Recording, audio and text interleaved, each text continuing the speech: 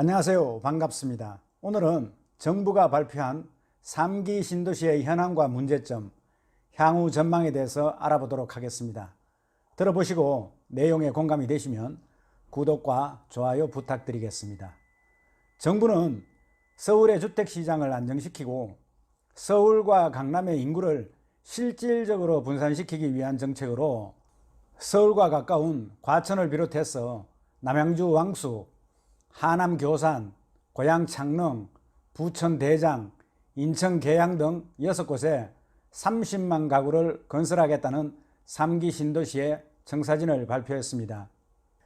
분당 신도시와 일산 신도시 등 노태우 정부에서 단행한 1기 신도시는 업무 시설과 도시 인프라가 부족해서 배드타운 역할만 맡고 있다는 평이 많았고, 또한 참여정부에서 시행한 판교 신도시, 위례 신도시, 검단 신도시 등 2기 신도시는 벤처기업을 유치하는 등 고용과 자족 기능은 어느 정도 갖추었지만 미흡한 교통망으로 인하여 항상 교통난에 시달려 왔습니다. 이번에 발표된 문재인 정부의 3기 신도시는 기존의 1, 2 신도시들의 이러한 문제점을 보완하여 배드타운이 아닌 자족도시로 만들고 교통망을 확충해서 주택시장의 안정을 확보한다는 계획으로 있습니다. 국토부의 발표에 따르면 3기 신도시에는 주택용지의 3분의 2 수준의 면적에 공원 등 녹지공간과 자족기능을 위한 벤처기업 시설, 도시형 공장 등 도시지원시설 용지를 기존보다 2배 이상 늘리고 자족용지 등의 산업단지를 조성해서 각종 세제 혜택을 주고 기업을 유치하고 국공립유치원, 도서관 등 사회간접자본 투자도 강화할 계획입니다. 2기 신도시의 큰 문제였던 교통난 해결을 위해서 3기 신도시에는 서둘러 교통대책을 수립하고 전체 사업비의 20% 이상을 교통대책에 투자할 예정입니다. GTX 노선을 조속히 착공하고 최근 예비 타당성 조사를 통과한 GTX A 노선은 내년 초에 기본계획 수립에 착공할 예정입니다. 정부에서 발표한 3기 신도시를 지역별로 구체적으로 살펴보면 남양주 왕숙지구의 경우 전체 11,337제곱미터의 면적에 6만 6천호를 건설할 예정으로 남양주시 진전읍과 진건읍 1은 왕숙 1지구와 1패동과 2패동의 왕숙 2지구로 나누어져 있고 3기 신도시 중 면적이 가장 넓은 지역이기도 합니다. 왕숙지구는 문화중심도시로서 경의중앙선역을 중심으로 공연장 등 복합문화시설을 집중 배치하고 자족기능과 연계된 첨단 복합물류단지를 조성하고 도시첨단산업단지, 창업지원센터 등 자족 업무용지를 복합으로 개발하고 자연친화형 주택단지가 조성될 예정입니다. 경의중앙선역을 중심으로 하는 역세권과 비역세권으로 양극화가 될 것으로 예상이 되고, 역세권 주변은 선호도가 높고 프리미엄도 예상되지만 비역세권은 미분양 우려도 제기되고 있습니다. 하남 교산지구는 하남시 천연동, 교산동, 충궁동 일원에 면적 649만 제곱미터에 3만 2천호를 공급할 예정입니다. 약 92만 제곱미터의 자족용지 배치로 일자리가 충분한 자족신도시로 만들 계획입니다. 하남시는 송파, 강동의 강남권과 가깝고 구리, 남양주, 성남시 등의 인접해 있어 지역적 장점이 많이 있습니다. 교통망은 중부고속도로, 동서고속도로, 서울 외곽순환도로가 있고 올림픽대로, 강변북로, 천호대로 등 국도와 연결이 가능해서 주변 도시와의 연계성이 좋습니다. 미사지구가 6억 중반에서 7억대에 거래되는 것을 보면 분양가 상한제가 적용되는 5억 중반대에 분양을 받으면 1억 정도의 프리미엄이 예상되는 지역입니다. 고양 창릉지구는 고양시 덕양구 창릉동과 동산동, 용두동, 화전동 일대에 813만 제곱미터에 3만 8천 가구를 건설해서 인구 9만 명을 수용할 예정에 있고, 이 가운데 135만 제곱미터에는 자족용지로 구성할 계획입니다.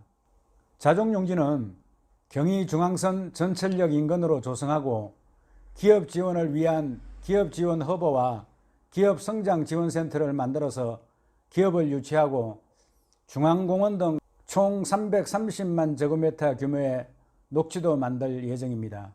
지하철 3호선 삼성역과 원흥역을 비롯해서 경의중앙선, 화전역, 수도권 광역철도, GTX A 노선이 예정되어 있어 덕양구의 집값이 아직 4억 초반대에 머물고 있어 역세권에는 어느 정도 프리미엄이 형성될 것으로 예상이 되고 있습니다.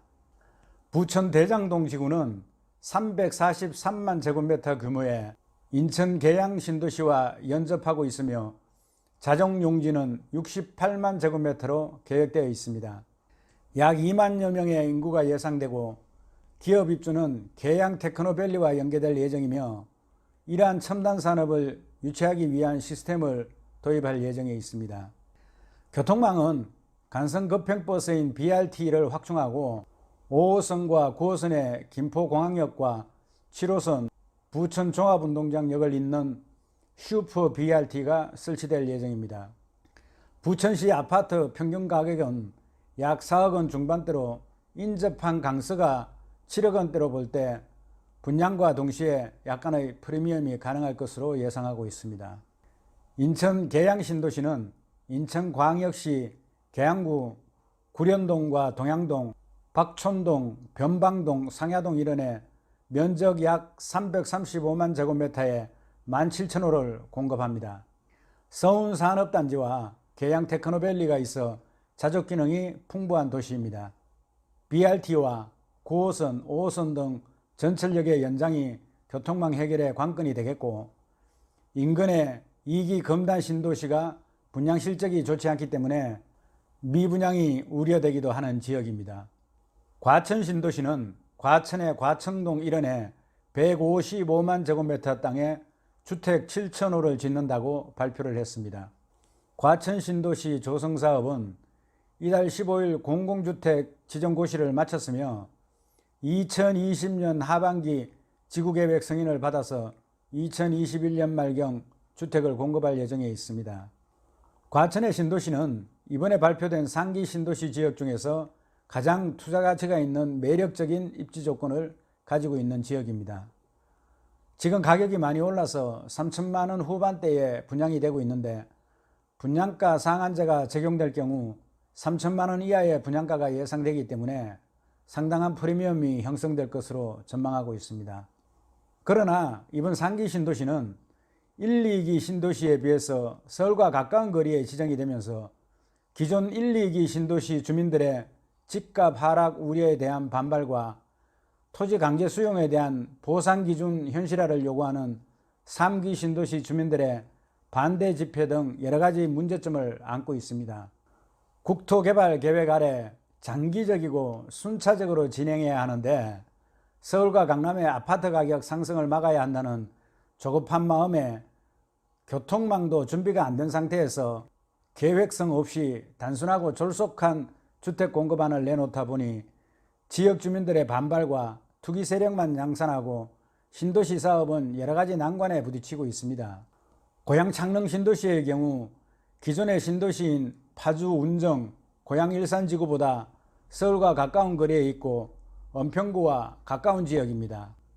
파주 일산 주민들은 이 지역은 자족 기능이 없어서 직주를 동시에 해결할 일자리도 없고 심각한 교통 문제도 해결이 안 된 상태에서 지역적으로 서울과 더 가까운 지역에 3기 신도시를 건설하면 2기 신도시 주민들은 정말 살아가기 힘들다고 강력하게 반발을 하고 있습니다. 부천 대장지구도 상황은 비슷합니다. 이 지역은 서울의 강서구와 인접하고 있기 때문에 기존 신도시보다 서울 접근성이 훨씬 좋습니다. 당연히 수도권과 더 멀리 떨어져 있는 1, 2기 신도시 주민들은 반발하고 있습니다. 인근의 인천 검단 2기 신도시는 15년이 지난 지금도 광역교통망 등 교통 문제가 해결되지 않고 자족시설이 턱없이 부족해서 신규 아파트 분양이 되지 않아 미분양 관리지역으로 지정되는 등 집값은 계속 하락하고 있습니다. 과천의 집값은 거의 강남 수준으로 뛰어올라서 인구 유입이 우려되고 있고, 남양주 왕숙지구의 경우도 신도시 개발이 성공하기 위해서는 교통망 확충이 선행되어야 되는데 하남과 연결되는 수석대교 신설이 반대의 목소리를 내고 있습니다. 서울의 hợp法격인 그린벨트를 상당수 허물어야 하는 것도 큰 문제로 지적되고 있습니다.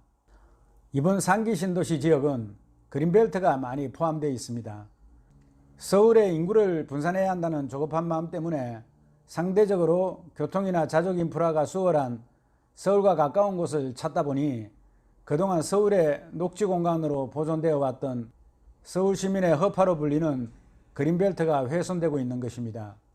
서울과 강남의 수요를 분산시키고 수도권 지역의 아파트 공급을 위해서는 신도시 개발이 당연히 필요하겠지만, 주거에 대한 여러 가지 인프라와 자족 기능을 활성화하고 교통망을 충분히 확충해서 기존 1, 2기 신도시와 상기 신도시가 서로 상생할 수 있도록 정부의 책임 있는 역할과 최선을 다하는 모습이 기대가 됩니다.